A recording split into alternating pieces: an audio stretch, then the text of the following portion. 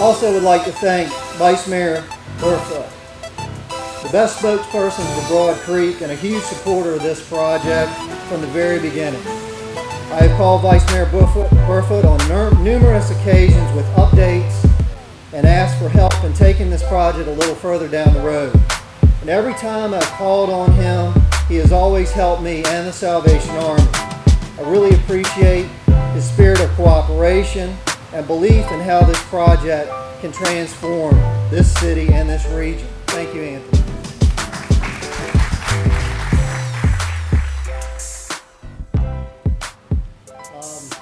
God is good.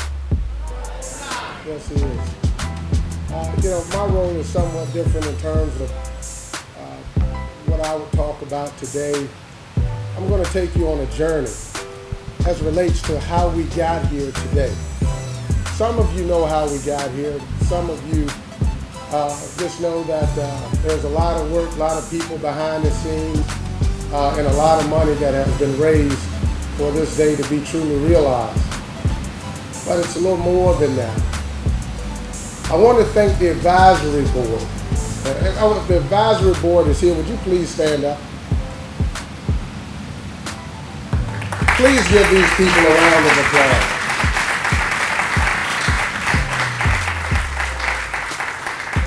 Thank you from the depths of my heart. The advisory board has been working again since 2003. This wasn't always the site, nor was this always the home. When this process began, every city in Hampton Roads had an opportunity to one day realize the true potential of a Kroc Center in their community. But Norfolk stood tall. I want to thank the advisory board because they looked at other parts of the city, but they did not meet the criteria that Ray and Joan Kroc left specifically in their trust. I asked the Salvation Army to look at this community. At that time stood this site were a plethora of buildings. And some who had vision could see tomorrow, and some were a little skeptical about whether or not they wanted to be here or be in this area. But the will of those who truly believe prevailed, and they saw the promise of tomorrow in this community. They saw what we had started to do years before, when myself and Rodney Jordan took a trip to Louisville to understand better what a Hope 6 grant was and how a Hope 6 would impact this community. When Cheryl Montgomery became the director of Norfolk Redevelopment and Housing Authority, when we were sputtering in terms of the vision, when we understood in order for this community to have promise that it needed to be a mixed income community, that we had to push the envelope. When the rest of the city was here, we could no longer be here. We understood that we had to change the social and economic tide of this community to one day have prosperity in this community. When those who did not believe that we could build a mixed income community, that we could change generations of poverty, that we could create an economic mix in this community that will set the tone for not this community, not just this community, but the country as a whole. We have communities that come into the city of Norfolk day in and day out who look at what we've been able to accomplish in Broad Creek and try to take that back to their communities. Being able to accomplish this and being able to attract Homerama in 2005 to this community, when others thought that we would not be able to bring Homerama to Broad Creek, we then proved them wrong again. Not only did we prove them wrong, but it was the first time that Homerama had did a mixed income or put a Homerama in an urban area. And we surprised them with the plethora of houses that we chose to do with townhouses, single family houses. And we were able to sell houses from $140,000 to $600,000. And we were able to change the social and economic and racial mix of this community. We were able to diversify this community, where at one time you had 100% of African Americans who lived in this community. Now we have white, black, Asian, Chinese, doctors, lawyers, engineers that live in this community, that labor in this community, who understand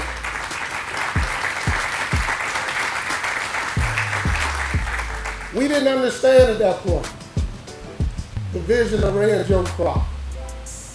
But what we understood is that we were doing the right thing by this community. And that's why I say God is good, because when you do the right thing, good things happen to you. And that's why we were in a position, unbeknownst to anyone, we put ourselves in a position by doing the right thing to embrace one day the possibility of having a Ray and Joan Kroc Center in this particular community. And so it didn't happen by accident. It happened by hard work and dedication.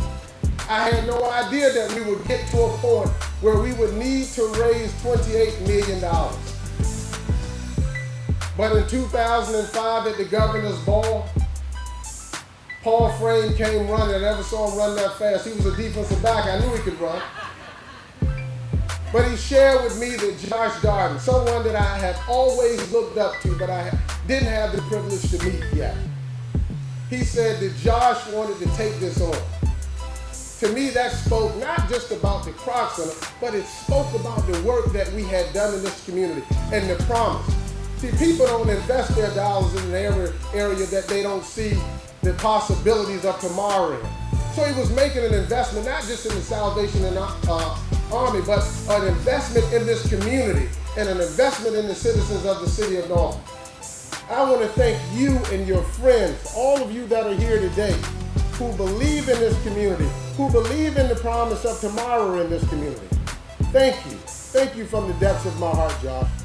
You are truly an inspiration to me. I want to thank Major Hall, who's not here today, who started this process. You know, who went door to door, who went to the schools, who went to the universities, who was determined to make sure that the Kroc Center was in the city of Norfolk. And then Major Reckline, who we passed the baton to, and he stepped in and got us to this point. And then Captain Meredith and his wife, who will get us to the finish line. The one thing that I can say about the Salvation Army is that they have great leadership, and it's truly a great organization.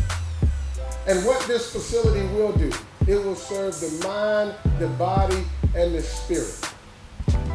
And that's truly a blessing, because we have so many young people who need jobs, who need direction, not just in this city. The footprint will be in the city of Norfolk, but people will come from all over Hampton Roads to be a part of this facility. It's not by accident that the light rail is up and running through Broad Creek. It's not by accident. I'll say again, God is good. People will have the opportunity to take light rail into this community and walk a short distance to the Kroc Center. That has always been the vision, not knowing that it would be the Kroc Center, but it has always been the vision to create a vibrant, safe community. Before the Kroc, before light rail, but like I said, God is good that all of these things are coming together at the right time. When you look around and you see some blight across the street, behind you, that flank you, but we continue to work to eradicate those negative influences within this community.